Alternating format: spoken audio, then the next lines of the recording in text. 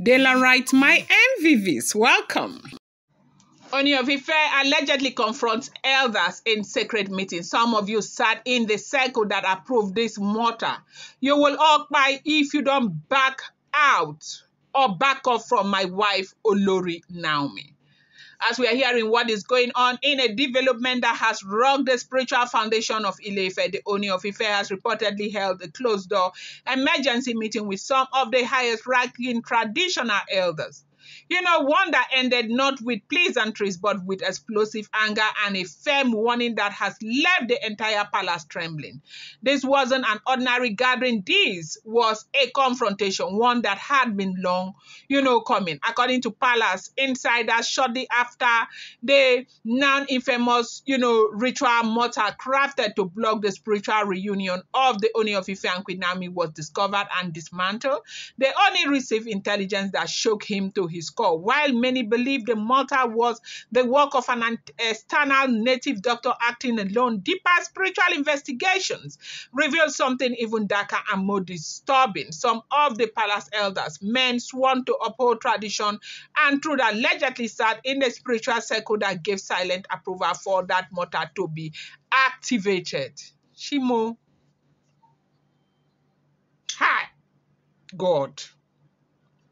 When Kabiyesi heard that some of the elders were there, they said that night Kabiyesi did not sleep the entire night. He kept to himself, calling only his most trusted inner circle, to verify the shocking detail. After receiving confirmation from multiple sources, including a senior Ifa priest who warned that betrayal was lurking in, plain sight, they only summoned a sacred meeting. It was not held in any official chamber, not the main palace hall, not the open court. No, this meeting was held in one of the oldest inner shrines of the palace compound, a place rarely used except for serious matters of legacy and power. The attendees were handicapped senior chief, the attendees were handpicked senior chiefs, council elders, high priests, and a few loyal advisors. Some of them had no idea why they were being summoned. They assumed it was to prepare for the final full moon ritual for Queen Naomi, but the Ooni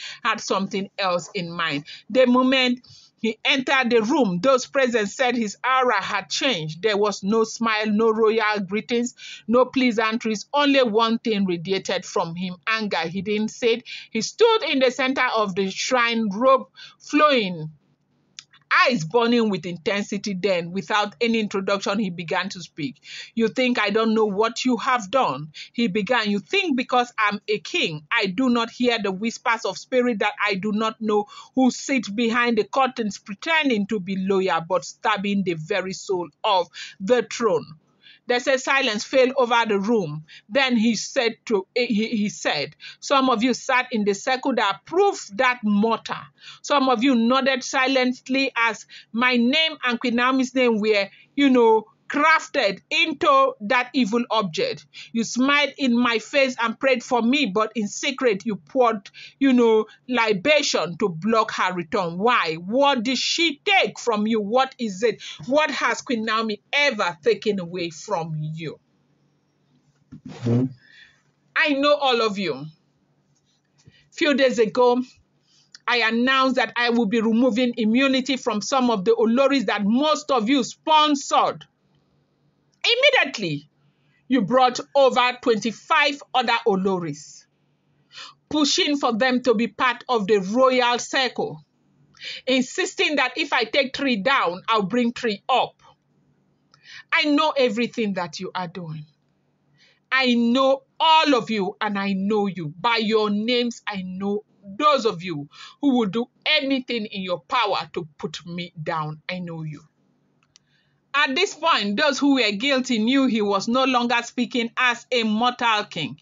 He was speaking as a spiritual custodian, a man whose destiny was tied to the ancestral covenant of Ile-Ife. Yes, his destiny is tied to the ancestral covenant of Ile-Ife. Queen Naomi, he continued, is given to me by divine instruction.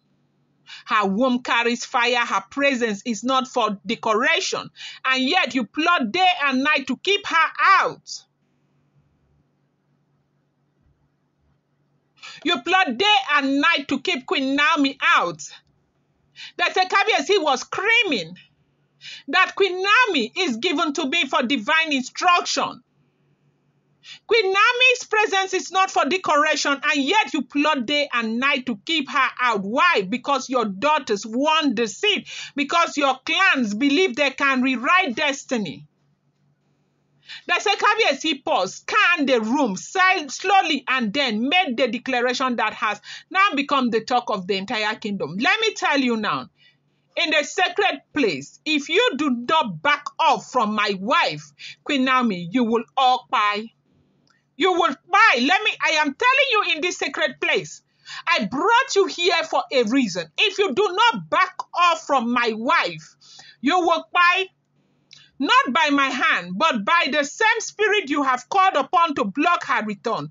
You have declared war on a woman who has done nothing but obey God. And now the consequences are upon you. Did you see what happened to other people that you sent? If you don't back off, if you do not back off, you will buy. They say the room remained quiet. No one moved. One elder attempted to speak, but they only raised his hand and silenced him.